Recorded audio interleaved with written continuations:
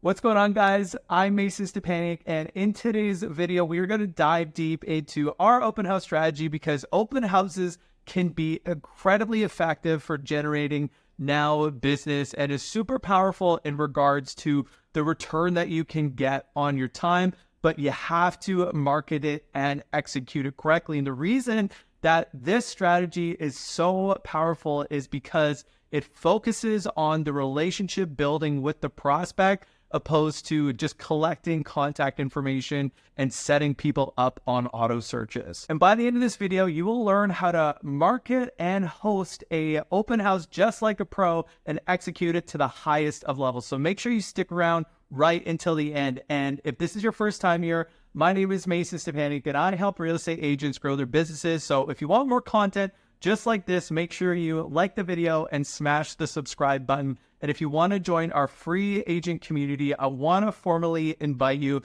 I'm going to leave a link in the description below. But without further ado, let's dive right in. But before we dive in, we need to understand what our intent is with the open house and the mindset of a buyer that is walking through the open house, okay? So the purpose of us hosting open houses, it's to get in front of active buyer leads that are actively in the market or shopping for properties and generating now business.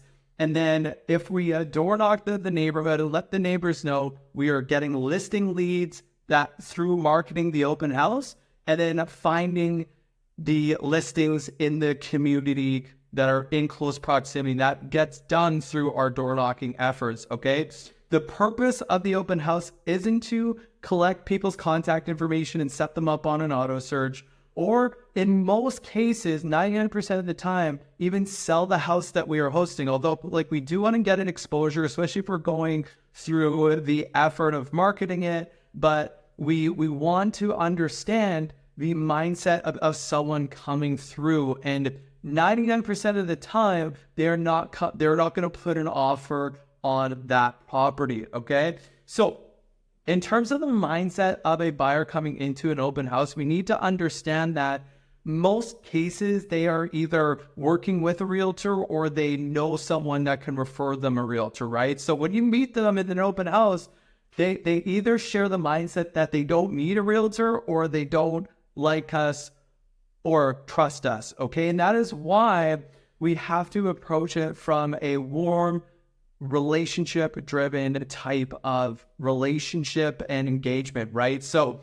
either way, like going into this and understanding that they don't like us, they don't trust us, and they think that they don't need us, we have to take the approach of truly wanting to help them and to serve them. And by following this exact protocol, we're going to easily be able to overcome this and curb more of the people that come through our open house into clients, okay? So just in terms of setting initial expectations, right, there are some things that we need to understand in order to best prepare for the open house and ultimately to set ourselves up for success so we get the most out of the open house, okay? And the first and foremost, guys, is setting up signs to market the open house. I cannot emphasize this enough. When I hosted my first open house, I didn't put any signs, I didn't market it at all, and ultimately no one ended up showing up. Shocker, right? I know. So now, one of the best investments that I've made, I ended up buying 20 signs through a custom sign maker on Etsy. I think it was like $250, $300. You can find cheaper signs on Amazon for like $5 to $15 each. And you really want to do that to drive as many people to the open house and make them as attractive as possible, right? And ultimately, the more we make it look like an event, the better it's going to perform, the more exposure the listing is going to get, the more people are going to come through, and ultimately the more deals that you're going to get, right? The more you market it, the more eyeballs you get on it, the more money you make. It's just simple math, right? Now, for handouts, there's a lot of realtors that will tell you different ways to approach this, but for the way that we do it, any type of printed material, whether it's a MLS sheet, whether it's a flyer or any booklets on like buyer's guides, seller's guides, any marketing material, we want to ultimately keep those hidden away because they also end up being conversation killers. And when we have them out, we kind of default to them and we miss the most important part, which is the conversation and the relationship building. Okay, so we'll keep those tucked away and we'll only head those out when after the conversation. Okay. Next is research. Okay, so in order for us to execute this at a high level, we want to make sure that we are most prepared, and this means getting all the information that we know about the property, but also getting other information about listings within the area. And this is going to make sense throughout this video, so just stick along. And again, if we are spending the time to go through this, we want to make sure that we are executing this at a high level, and we want to feel as prepared as possible. The way that we do that is we find everything there is to know about the house that we are hosting, so we can answer any questions and really position ourselves as an authority with the people coming through. And also by understanding the other metrics and comparable properties in the area, so we can ultimately potentially schedule showings with the prospects later that evening. Okay. Also, this is a great opportunity for social media. And I'm not talking like making a post, telling people about your open house and inviting them to it. Most people won't find value in that, but you can use that time to create a quality property tour or find something educational about the house that you can educate your audience with. Again, we want to position ourselves in a way to attract, right? We do that by providing value. And to summarize, last but not least, the real goal of the open house is, of course, to help get exposure for the house that we are in. However, the majority of the time, this house is not going to be the one, and we still want to secure the buyer clients that are coming through trying to find their next home. Okay? So in terms of finding an open house, the best bet if you are on a team or on a brokerage is to, as a broker, as your team lead of listings that you currently have, ideally they're vacant or they just been put on the market. It's the first weekend or the second weekend.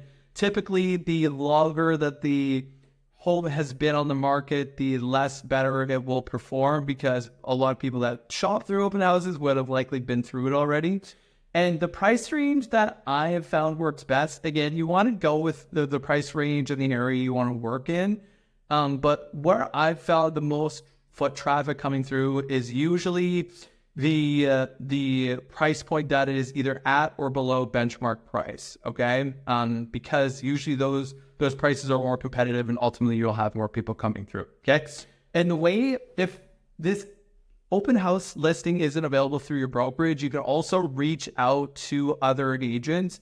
And if you position it correctly, okay, and you come from a place of service and value to the agent, most agents are going to say yes. Yes, you will get people that say no. But again, you want to position it in a way that is valuable to the agent and ultimately the agent's client, right? So when I reach out to agents asking for open houses, I'll just say hey, would you be okay if I hosted an open house for your listing?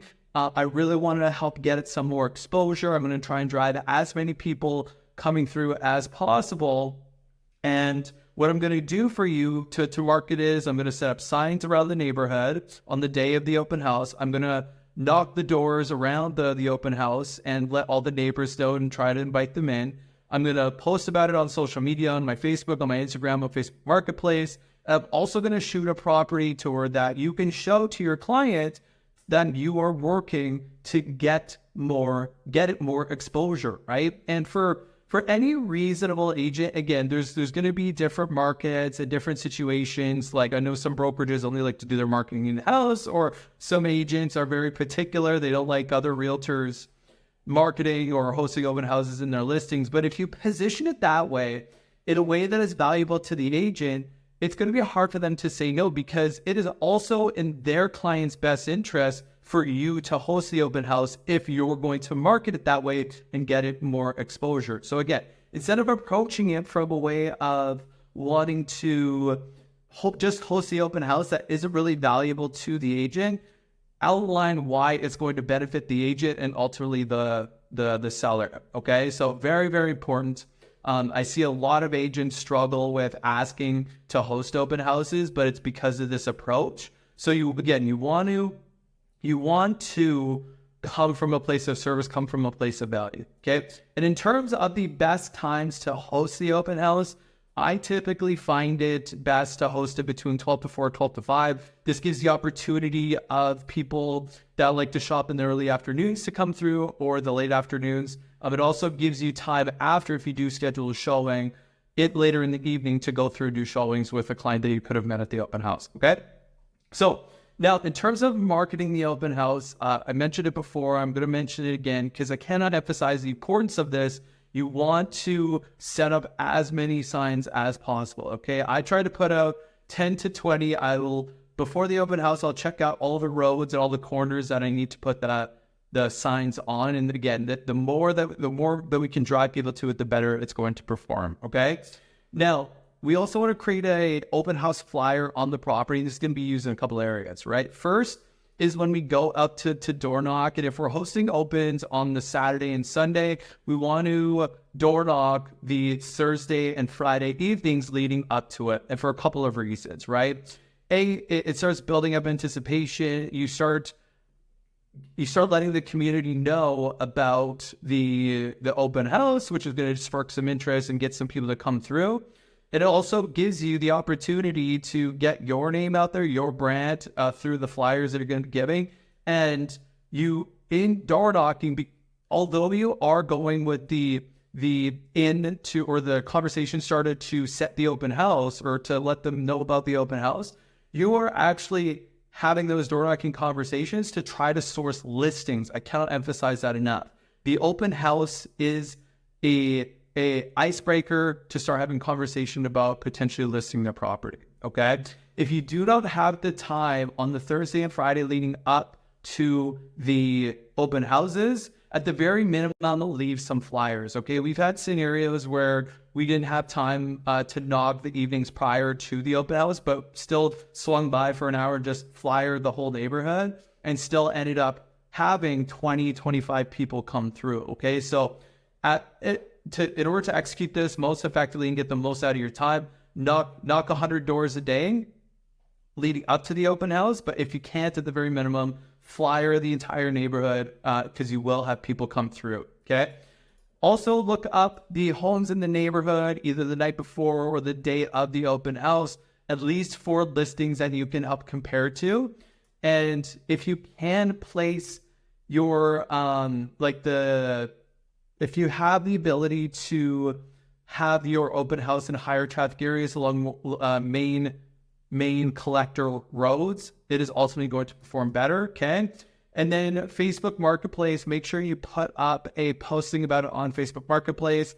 Facebook Marketplace has been an incredibly effective tool for marketing our active listings, for marketing open houses, and it'll help you source additional buyers.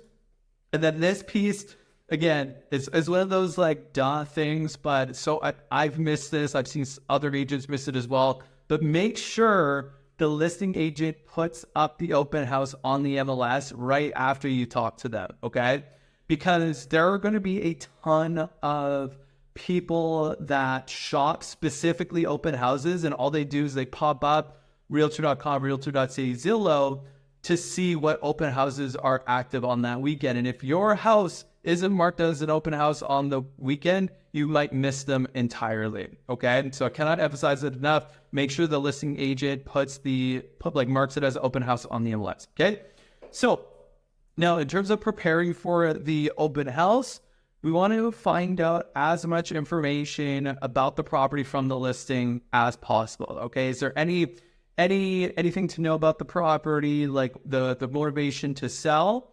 And as we get there, we want to also declutter the property, make any staging additions that we might see fit, and look up other similar properties to propose to prospects when they do come through, and write down important information that could come up as questions, okay? So this is like the year that the property was built, the reason for the reason the sellers are selling, the size of the house, number of bedrooms and bathrooms, the obviously the price points, right?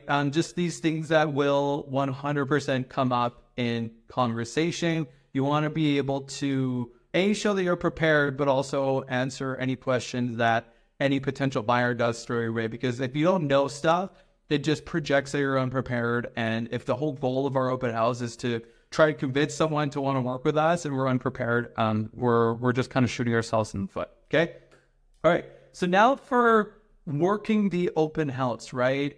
So when someone comes in, again, we have to understand that they are coming in with the mindset that they don't need us, they don't like us, and they don't even want us, right? There's going to be people that just want to come in, take a look around, and then leave without being talked to, right? So we need to take the approach of being someone of service, being lighthearted, so we can ultimately help break their walls down, okay? And we want to greet them with as much warmth and enthusiasm as possible and really start the conversation outside of anything real estate while kind of gearing towards their reason for coming in, okay? So I'll usually start things off around like, okay, how's the weekend going for you? How's the weather been? And if they give me any indication of like sports or interest, I'll lean into that a little bit, right? Like Sundays, inherently during the fall, like there's football going on. So a lot of the times people will be like, oh, I'm just looking at some quick open houses before we're going to watch Sunday afternoon football. And I'll be like, okay, perfect. Like, who's your team? Stuff like that. You want to try and find as much common ground as possible initially early on. Okay. And then I'll kind of dive into things. What brings you in here today? And again, keep the questions lighthearted until the conversation really starts to feel that's naturally moving towards real estate and the reason for that they're in there. And you'll kind of find some physical cues of this starting to occur. So people will, through their body language, kind of lean back, their hands will come out of their pockets, the shoulders will be relaxed, they'll lean on a wall, right? These are all good indications that they're opening up and they're being a bit more privy to you're more comfortable with you, right? So once they are relaxed, we want to start identifying their current motivations and dissatisfactions, okay?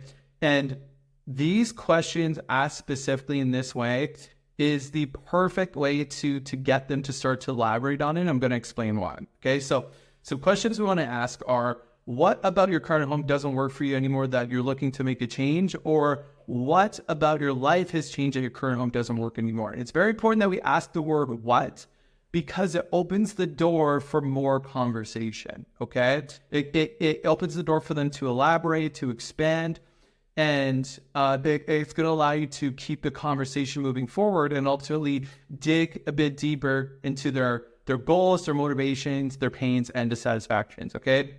And it's really, really important to understand the motivation and dissatisfaction because it helps us navigate the relationship further while also being able to provide the best service possible, okay? And by asking questions like what, they're open-ended, it allows us to dive deeper. And one thing that we like to use is something called the 4x2 rule, right? So if someone gives you an indication, you want to go 4 levels deep and 2 levels across.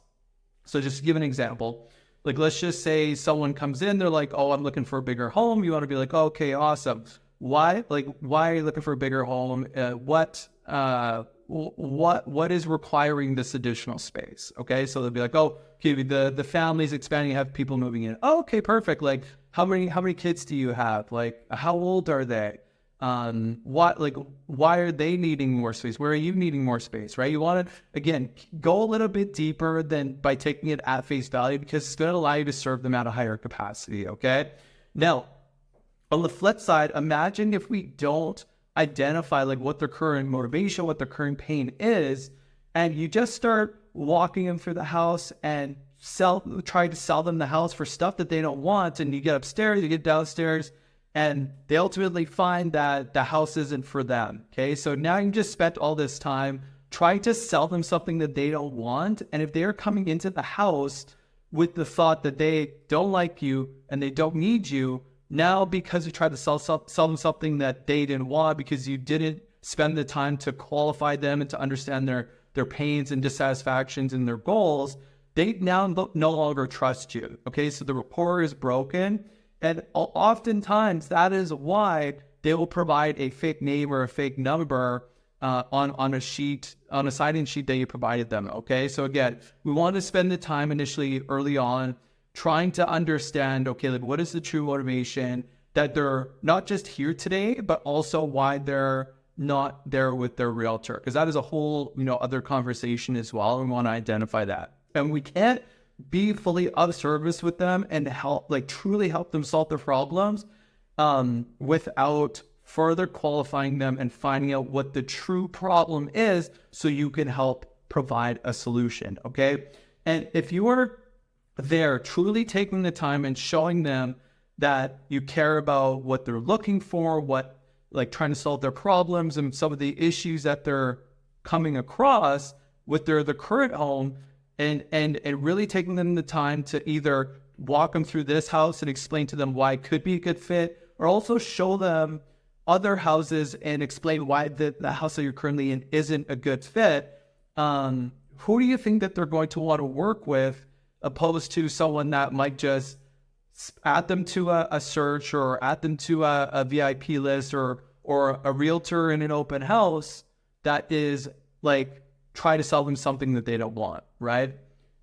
If you are spending time sitting there trying to understand them and truly get to the core root of the problem that they're experiencing and coming up with the solution that's going to ultimately fix their problem, they are going to select you, okay?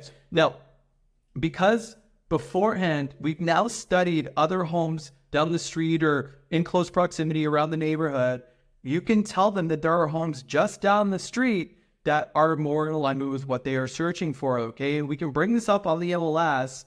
And if you can't think of any homes, that's okay. Just grab your laptop, whip up a quick search, and you can go through homes while you're there together, okay? And I try to do this either in person or virtually with almost every buyer that I qualify now, because again, it gives you a great chance to build rapport while also getting a good understanding visually of what they are looking for, what location, size, stuff like that, okay?